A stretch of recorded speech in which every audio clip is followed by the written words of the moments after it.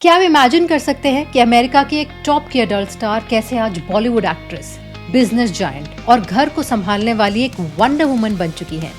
एक ऐसी लड़की जो ऑरेंज काउंटी कैलिफोर्निया की मेडिकल लाइन में अपना करियर ढूंढ रही थी, वो नर्स बनना चाहती थी और अचानक दुनिया की सबसे बड़ी अडल्ट स्टार कैसे बन गई।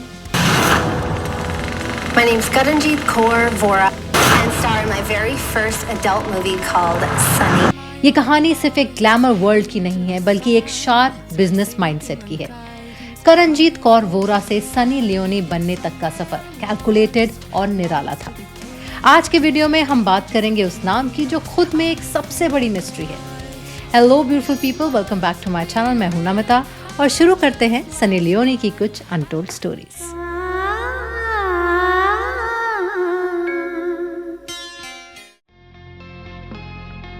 नाम सनी लियोनी, असली नाम करणजीत कौर वोरा। बर्थडे 13 मई 1981, birth place Ontario Canada. Family Punjabi Sikh parents. Unfortunately दोनों अब इस दुनिया में नहीं हैं। एक भाई Sandeep Vora, husband Daniel weber और 3 प्यारे बच्चे, निशा कौर वेबर जो इनकी अडॉप्टेड डॉटर है और ट्विन सन्स एशर और नोआ सिंह वेबर जो सेरेगसी से हुए हैं। नेटवर्थ, आज इनकी एस्टिमेटेड नेटवर्थ लगभग 98 करोड़ से 115 करोड़ के बीच बताई जाती है, जो उन्होंने फिल्मों से, रियलिटी शोज और अपने कॉस्मेटिक ब्रांड स्टार स्ट्रक से कमाई है। इंटरेस्टिंग फैक्ट, क्या आपको पता है कि सनी लियोनी ने मॉडलिंग और अडल्ट इंडस्ट्री में कदम रखने से पहले एक जर्मन बेकरी और एक कार रिपेयर शॉप में काम किया था और उनका सबसे बड़ा सपना था एक नर्स बनने का, जिसके लिए उन्होंने मेडिकल ट्रेनिंग प्रोग्राम में एडमिशन भी ले लिया था। तो आखिर एक सीधी सादी पंजाबी कुड़ी जो नर्स बनना चाहती थी, वो दुनिया की सबसे बड़ी अडल्ट फिल्म स्टार कैसे बनी और उनका बॉलीवुड तक का ये सफर कितना दर्दनाक और मुश्किल रहा। एक इंटरेस्टिंग फैक्ट और है कि उनका एक नियर डेथ एक्सपीरियंस भी रहा है। लगभग वो मरने ही वाली थी, लेकिन वो किस्सा क्या है और किस तरह से उनकी जान बची। The pilot's doing Satnam Vaheguru, Satnam Vaheguru. The pilot said, I thought we were going to die. इन सारे सवालों के जवाब हम वीडियो में आपको आगे बताएंगे। चलिए शुरू करते हैं कनाडा की बर्फीली गलियों से लेकर बॉलीवुड के रेड कार्पेट तक का ये अनोखा सफर। सनी का जन्म कनाडा के एक छोटे से शहर सर्निया में हुआ था। उनके माता पिता बहुत ही सिंपल पंजाबी फैमिली से थे। बचपन में सनी बिल्कुल एक टॉमबॉय जैसी थी। उन्हें लड़कों के साथ स्ट्रीट हॉकी खेलना, बर्फ में घूमना और स्पोर्ट्स बहुत पसंद था। उनका बचपन बहुत ही नॉर्मल और खुशहाल बीता। साल 1996 में उनका पूरा परिवार सदर्न कैलिफोर्निया यूएसए में शिफ्ट हो गया। एक नए देश और एक नए हाई स्कूल में एडजस्ट होना उनके लिए बहुत मुश्किल था। Oh my gosh, look at her. She's growing a national forest. 1999 में ग्रेजुएशन के बाद उन्होंने घर चलाने के लिए लोकल जर्मन बेकरी और कार ऑयल शॉप में काम करना शुरू कर दिया। एक्चुअली बचपन से ही ना उनको पैसे कमाना बहुत पसंद था। वो कहती है कि इमिग्रेंट फैमिली से आती थी तो उनको पैसों की वैल्यू पता थी। जब मैं छोटी थी, I would go door to door selling something. सब लोग मुझे नफरत करते थे। जो भी कर सकती थी पैसे कमाने के लिए, मैं वो करती थी।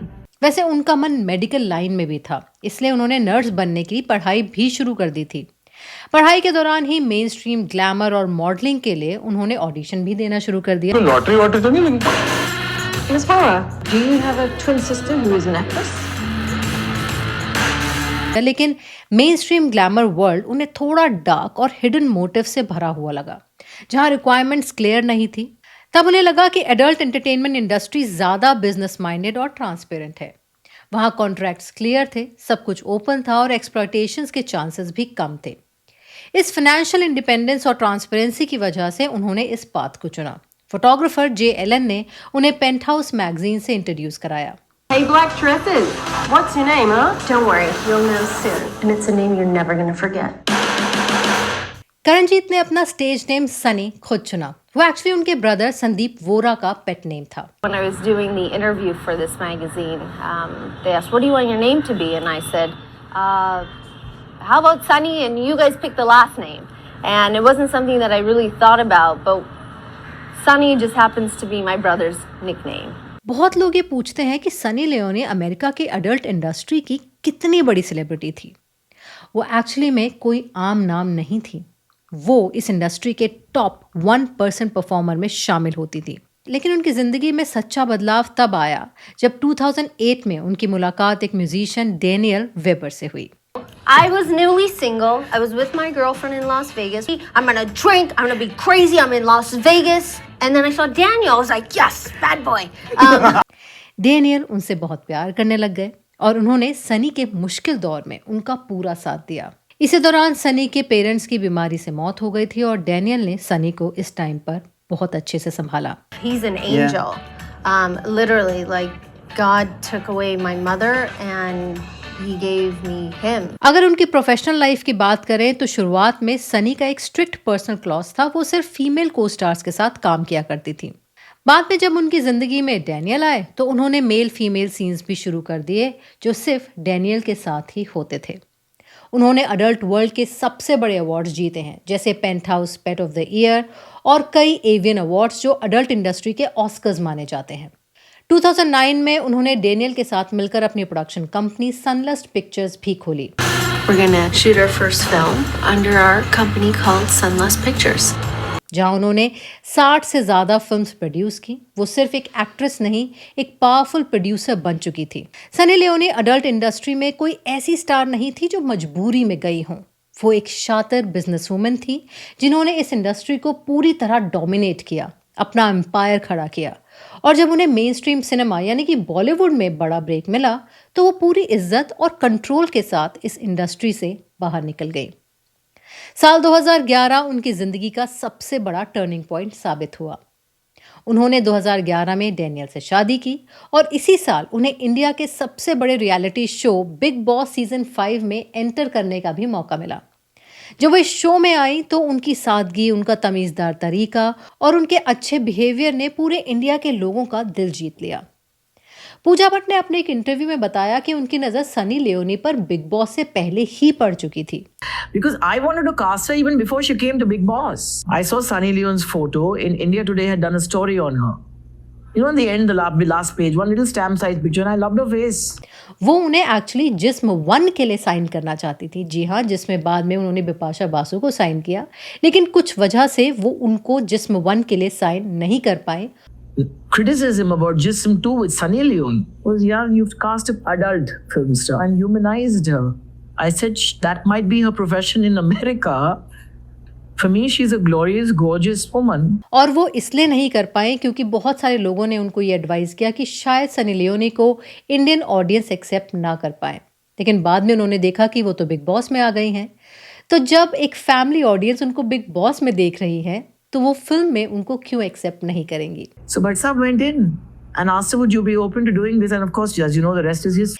इस तरह 2012 में सनी ने बॉलीवुड में अपना ग्रैंड डेब्यू किया।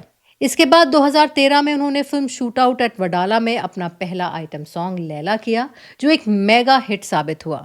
2014 में फिल्म रागिनी MMS2 आई, जिसका गाना बेबी डॉल पूरे देश में एक एंथम बन गया। इस गाने ने सनी को बॉलीवुड की टॉप कमर्शियल एक्ट्रेस और डांसर बना दिया। 2015 टू 2017 उन्होंने एक पहेली लीला जैसी फिल्मों में काम किया और शाहरुख खान की फिल्म रईस में आइकॉनिक सॉन्ग लैला मैं लैला पर डांस किया। साथ ही वो MTV के पॉपुलर यूथ शो स्प्लिट्सविला की होस्ट बनी, जिसे लोगों ने सालों तक बहुत पसंद किया। 2018 में सनी के जीवन पर एक वेब सीरीज आई जिसका नाम था Karanjit Kaur the untold story of Sunny Leone.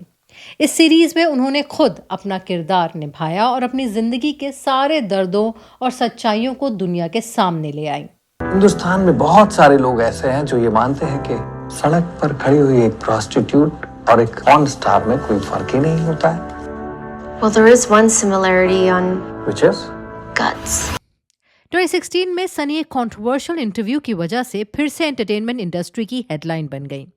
News 18 के जर्नलिस्ट भूपेंद्र चौबे ने उनसे एक इंटरव्यू के दौरान काफी डिमीनिंग और जजमेंटल सवाल पूछे।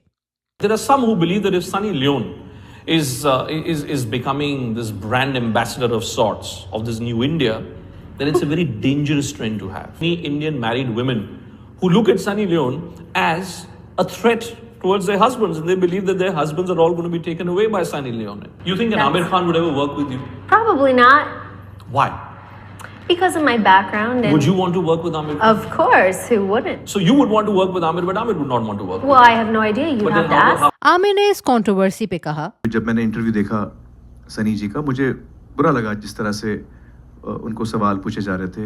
मेरा ये मानना है कि अगर कहानी सही हो, किरदार सही हो और हम दोनों उस फिल्म में शूट करें तो मुझे कतई प्रॉब्लम नहीं है उनके साथ काम करने की। सालों बाद पिंक विला को दिए एक इमोशनल इंटरव्यू में सनी ने खुलकर बताया कि उस दौरान वो अंदर से कितनी हर्ट और अकेला महसूस कर रही थी। I was extremely uncomfortable. I was sitting like this with my fingers the whole time, like just it was like plaster smile because I didn't, like plaster it, grit my teeth and, try and make it through each of those questions because for some reason in my head, I was thinking, okay, he's going to stop now.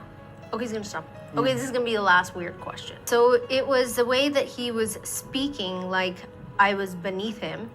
And that's what was, weird. And then what hurt the most was no one stopped it. I'd never ever felt so alone in that one moment. Not somebody from the production, not just a general person saying, hey guys, this is out of line.